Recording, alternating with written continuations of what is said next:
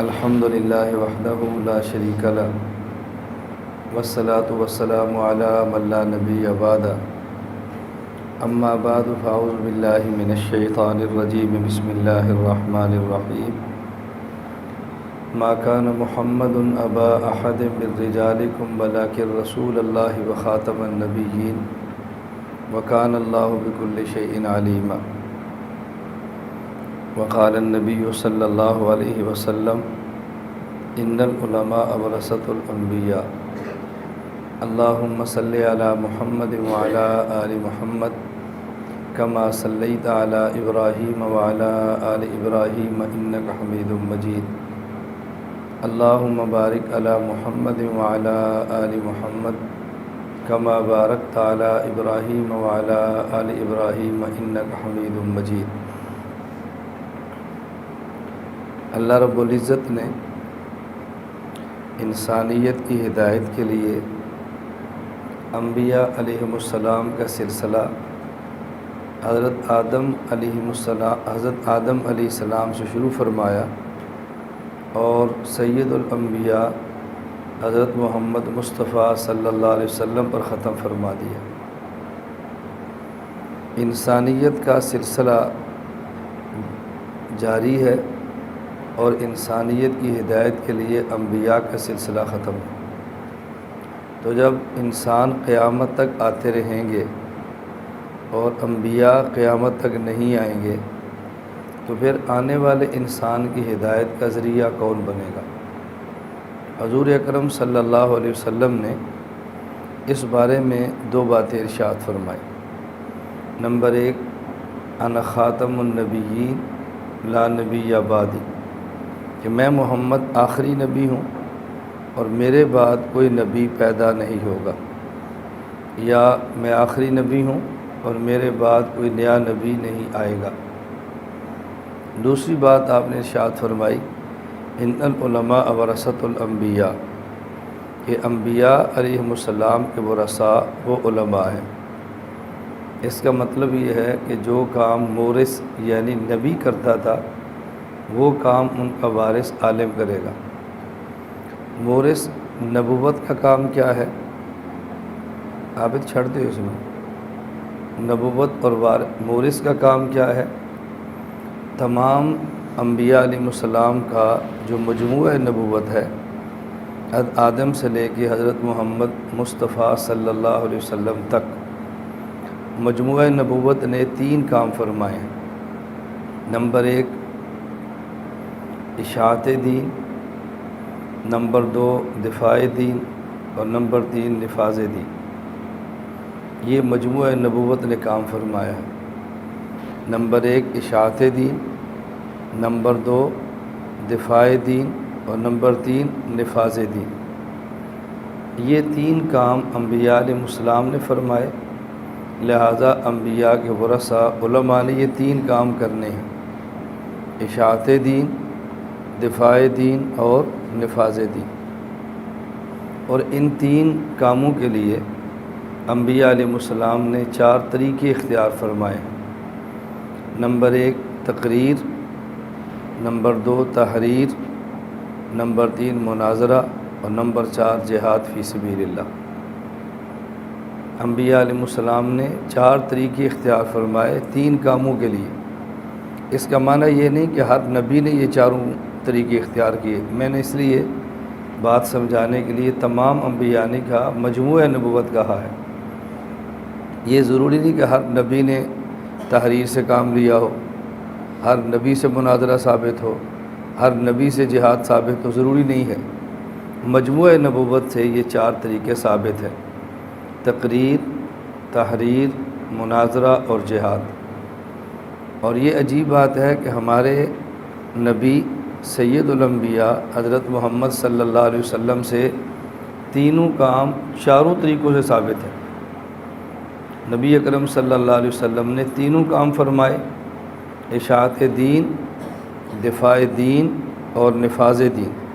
اور آپ نے چاروں طریقے اختیار فرمائے: تقریر، تحریر، مناظرہ اور جہاد فی سبیل اللہ۔ اس کا معنی یہ ہے کہ جو انبیاء کے وارث علماء ہیں اور خاتم الانبیاء حضرت محمد صلی اللہ علیہ وسلم کے بعد قیامت تک دنیا میں آتے رہیں گے، تو انہوں نے تینوں کام کرنے ہیں اور چاروں طریقے اختیار کرنے ہیں۔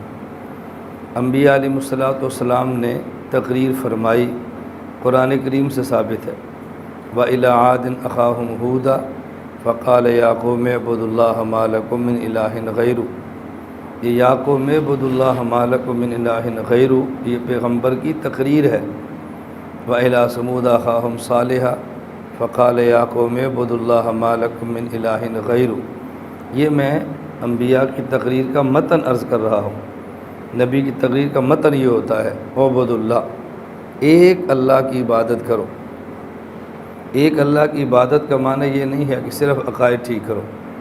عبادت کے اندر عقائد بھی ہیں، عبادت کے اندر اعمال بھی ہیں، عبادت کے اندر اخلاق بھی ہیں، عبادت کے اندر معاملات بھی ہیں، عبادت کے اندر معاشرت بھی ہے۔ یہ پانچوں چیزیں عبادت کے اندر آتی ہیں۔ عقیدہ بھی وہ جو اللہ سے جوڑے، عمل بھی وہ جو اللہ سے جوڑے، معاملہ بھی وہ جو اللہ سے جوڑے، معاشرت بھی وہ جو اللہ سے جوڑے، اور معاملہ بھی وہ جو اللہ سے جوڑے۔ یہ ہے عبادت کا معنی۔ عبادت کا مفہوم خاص نہیں ہے، عبادت کے مفہوم میں وسعت ہے جس میں ساری چیزیں آتی ہیں۔ تو یہ نبوت کی تقریر کا متن ہے۔ ہمارے حضرت محمد صلی اللہ علیہ وسلم نے بھی تقریر فرمائی ہے۔ رسول اکرم صلی اللہ علیہ وسلم نے سب سے پہلا جو خطبہ ارشاد فرمایا آپ کے علم میں ہے کہ آپ نے صفا پہاڑی پہ کھڑے ہو کے اپنا کپڑا، کملی، چادر مبارک کو لیا اور اس کو پہاڑی پہ کھڑے ہو کے آپ نے یوں ہلایا، ایسے چادر کو ہلایا، اس پر اہل مکہ جمع ہوئے۔ اور اصحاب سیر نے لکھا ہے کہ رسول اکرم صلی اللہ علیہ وسلم کے اس اعلان پر مکہ والوں میں شاید ہی کوئی ایسا بندہ جو نہ آیا ہو۔ شاید کا مطلب یا خود آیا ہے یا اپنا نمائندہ بھیجا ہے، یا کوئی قبیلے کا سردار خود آیا ورنہ نمائندہ بھیجا کہ جاؤ دیکھو آج 40 سال کی عمر میں پہلی بار ایسے ہوا ہے، اس 40 سال کے عرصے میں پہلی بار ایسے ہوا کہ اس محمد صلی اللہ علیہ وسلم جیسے نوجوان نے اہل مکہ کو جمع کیا، تو پتہ کرو بات کیا ہے۔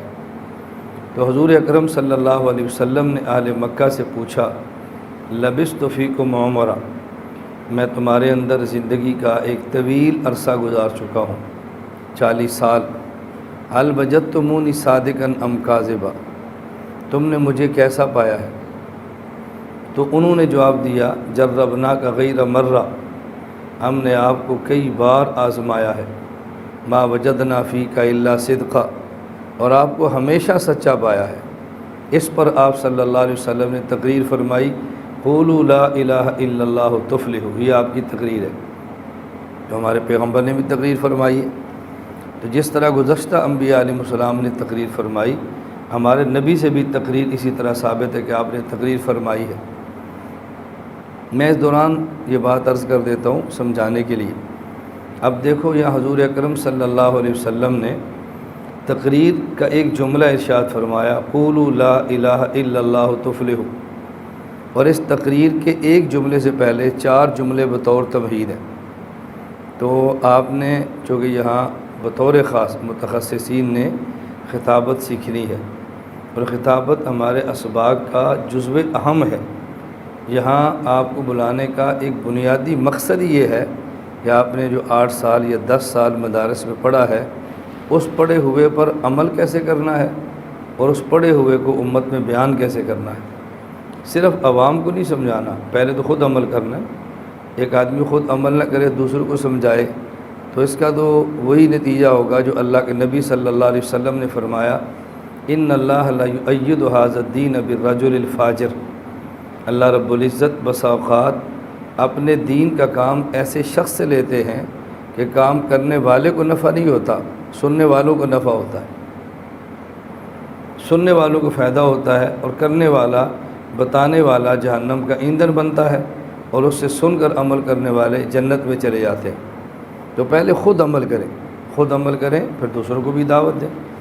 تو بنیادی مقصد جزو اہم ہے یہ۔ نمبر 1 اس پر عمل کیسے کرنا، نمبر 2 اس پڑھے ہوئے کو آپ نے بیان کیسے کرنا اور سمجھانا کیسے ہے۔